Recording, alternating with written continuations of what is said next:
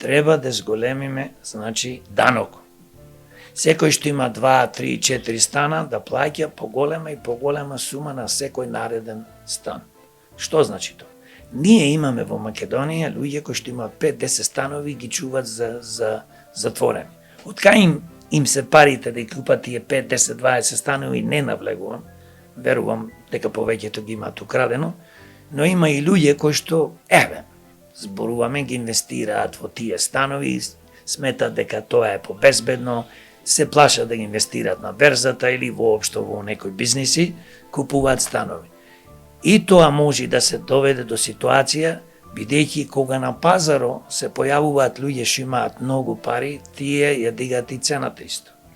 Значи, оданочување на секој што има повеќе од 1, 2, 3 станови и доди пропорционално, така да еден ден ќе сватиш ако имаш 10 станови, а плаќаш на 10-тиот стан, да речеме, 20% на вредноста на станот секоја година, нема да имаш 20 станови. Значи, тоа е една политика која што се води, која што бие направиле ние, и се разбира, мораме да ставиме, значи, државата има моќ, владата, собранието има моќ да каже, вашата цена, лесно може да се дознае колку се градат станови во центар во Скопје, колку е вистинската, значи, потрошувачка за тие станови.